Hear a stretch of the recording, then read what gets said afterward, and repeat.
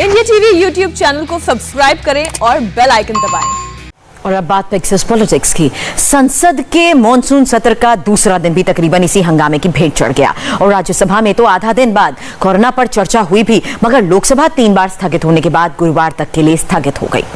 विपक्ष पेगासस की जासूसी के मुद्दे को ट्रेंड कराने में लगा है, मगर बीजेपी भी इस मसले पर आक्रामक है। आज योगी आदित्यनाथ ने जैसे विपक्ष की नेगेटिव पॉलिटिक्स और इंटरनेशनल साजिश को निशाने पर लिया, वो चौंकाने वाला था। अमित शाह जवाब दो।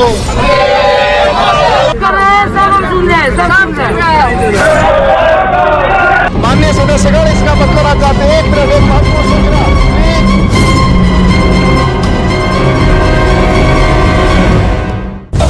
अमित शाह जवाब दो।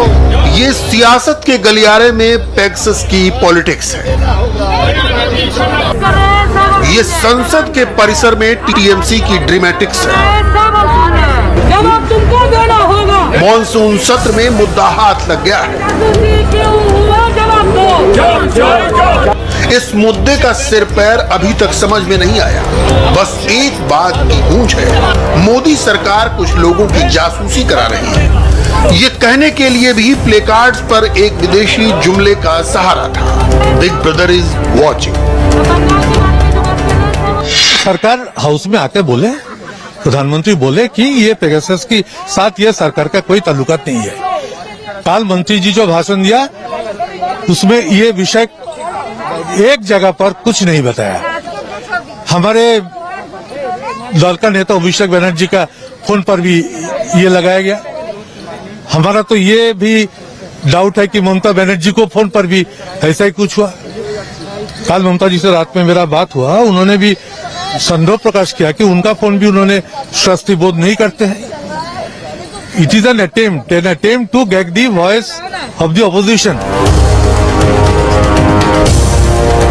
मॉनसून सत्र के ठीक पहले पेगासस प्रोजेक्ट की रिपोर्ट पब्लिश होती है। सत्र के लगातार 2 दिन हंगामे और शोरगुल में डूब जाते हैं। इसके साथ ही डूबता है जनता के दिए टैक्स का पैसा भी। जी हाँ, सरकार के खजाने में जनता का ही पैसा है। सदन में तख्तियां लाना हमारे नियम प्रक्रिया के तहत उचित नहीं है। राज्यसभा के डिप्टी चेयरमैन की सीधी अपील थी, प्रश्नकाल का वक्त आपका वक्त है। प्लीज क्वेश्चन आवर चलने दे। माननीय मेंबर्स क्वेश्चन आवर आपका समय है, कृपया चलने दें। सभी पक्ष के माननीय नेतागण माननीय चेयरमैन से मिले थे और उन्होंने आम सहमति से यह तय किया कि कोविड पर हम बहस करेंगे, कोविड पर बातचीत करेंगे। कोविड पर 1 बजे से बहस शुरू होगी। उपाध्यक्ष की अपील और सूचना के बाद राज्यसभा में तो कोविड पर बहस चली, सरकार को घेरने की कोशिश भी हुई, मगर लोकसभा 3 बार स्थगित हुई और फाइनली स्थगित हो गई गुरुवार तक के लिए। बीच में एक दिन बकरीद की छुट्टी है, मगर संसद में इस मसले पर हंगामा होगा, इसका एहसास पहले ही हो गया था। विपक्ष ने तय किया था पेगासस मसले को उठाना है। आम आदमी पार्टी के संजय सिंह ने राज्यसभा में शून्यकाल का नोटिस दिया था। टीएमसी के सुखेंदु शेखर रॉय ने भी नोटिस दिया था। कांग्रेस सांसद मणिकम टैगोर ने भी लोकसभा में कार्य स्थगन प्रस्ताव दिया। जब मंजूरी नहीं मिली तो हंगामा होना ही था। विपक्ष किस कदर कथित जासूसी को लेकर हमलावर है, ये नेताओं के बयान से समझ लीजिए। आपके देश के चीफ जस्टिस के ऊपर सेक्सुअल हैरेसमेंट का आरोप लगाने वाली महिला का इजराइल की कंपनी क्यों फोन हैक कर रही है? देश के तमाम उन पत्रकारों का जो सरकार के खिलाफ लिखते हैं, बोलते हैं, उनका फोन क्यों हैक करा रही है? इसका जवाब नहीं देगी क्या सरकार? इसमें तमाम वही लोग हैं जो कहीं ना कहीं सरकार के खिलाफ आवाज उठाते हैं। ये बहुत बड़ी बात इसमें पूरी निकल के आई है। अपराध के पीछे मंशा सबसे पहले खोजी जाती है। अभी जो मंत्री लोग बयानबाजी करते और कहते हैं उसमें एक चीज नहीं कह रहे हैं, क्या आपने इजराइल का एनएसओ का पेगासस सॉफ्टवेयर लिया था? अगर हां तो उसकी जांच होनी चाहिए, सुप्रीम कोर्ट की निगहबानी में करें, और वो जांच होनी चाहिए कि इसका मिसयूज हुआ है कि नहीं। और अगर आपने नहीं लिया था सॉफ्टवेयर, तो कौन गलत तरीके से लाके इस देश में जासूसी कर रहा था, उसकी भी जांच होनी चाहिए। कांग्रेस ने फैसला किया है कि वो हर राज्य के राजभवन पर 22 जुलाई को प्रदर्शन करेगी। यूपी की राजनीति चुनाव करीब होने के चलते गर्म है, तो वहां से सपा और बसपा के नेताओं के ट्वीट चक्के मायावती ने लिखा, महंगे उपकरणों से निजता भंग करके मंत्रियों, विपक्षी नेताओं, अफसरों व पत्रकारों आदि की जासूसी करना अति गंभीर व खतरनाक मामला है, जिसका भंडाफोड़ हो जाने से यहाँ देश में भी खलबली व सनसनी फैली हुई है। सरकार और देश की भलाई इसी में है कि मामले की गंभीरता को ध्यान में रखकर इसकी पूरी स्वतंत्र व निष्पक्ष जांच यथाशीघ्र कराई जाए, ताकि आगे की जिम्मेदारी तय की जा सके। मायावती ने हमला किया तो भला अखिलेश यादव क्यों चुप रहने वाले थे?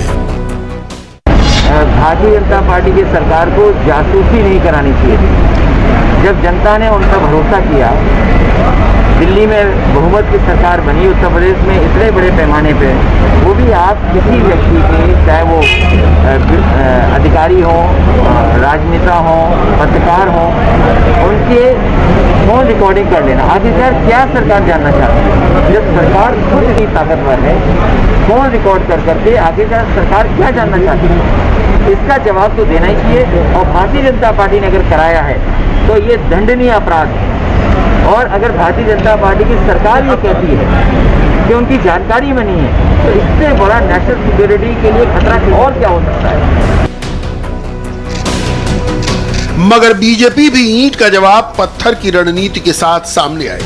बीजेपी ने तय किया कि राज्यों में उसके मुख्यमंत्री और नेता आक्रामक अंदाज में सामने आएंगे। इसमें सबसे आगे रहे उत्तर प्रदेश के मुख्यमंत्री योगी आदित्यनाथ। योगी ने आरोप लगाया कि ये अंतर्राष्ट्रीय साजिश है। विपक्ष अंतर्राष्ट्रीय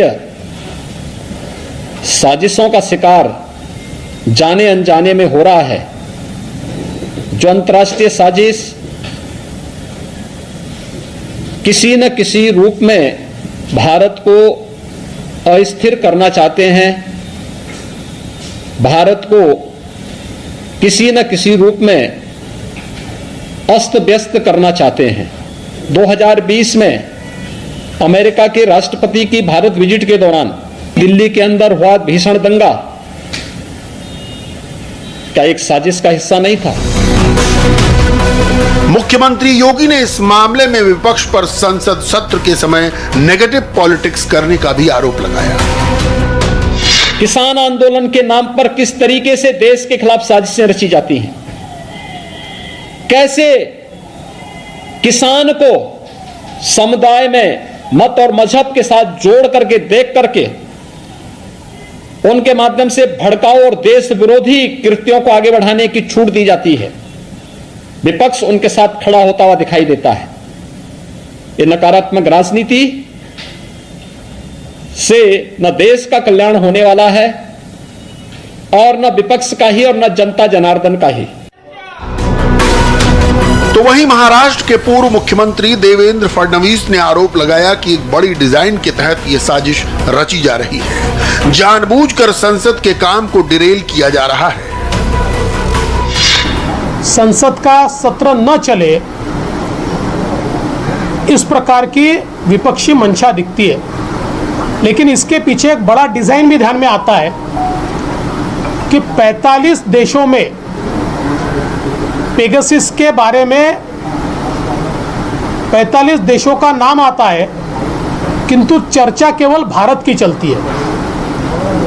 और संसद के अधिवेशन के एक दिन पहले इसको प्रिंट किया जाता है, पब्लिश किया जाता है, ताकि संसद के अधिवेशन में इसके ऊपर हंगामा किया जा सके।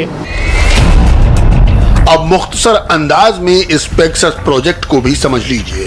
एमनेस्टी इंटरनेशनल और दुनिया की 17 बड़ी मीडिया कंपनियों ने जांच की। इसके बाद दावा किया कि दुनिया की कई सरकारें अपने विरोधियों और आलोचकों के फोन टैप करा रही हैं। पेगासस प्रोजेक्ट की ये इन्वेस्टिगेशन एक इजरायली सॉफ्टवेयर को लेकर है। इस सॉफ्टवेयर का नाम है पेगासस। इसे इजराइल की कंपनी NSO ग्रुप ने बनाया है। ये एंड्रॉयड या एप्पल के iOS सॉफ्टवेयर पर चलने वाले सेफ से सेफ फोन को भी हैक कर सकता है।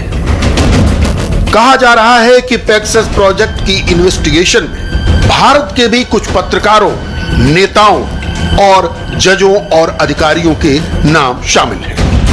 हालांकि सॉफ्टवेयर को बनाने वाली कंपनी NSO ने जवाब दिया है कि वो इस तरह के काम नहीं करती। उसके पास किसी तरह के डेटा स्टोरेज की सुविधा नहीं है। बहरहाल मोदी सरकार को घेरने का एक मौका विपक्ष को मिला है, जिसे वो फिर आजमा लेना चाहता है।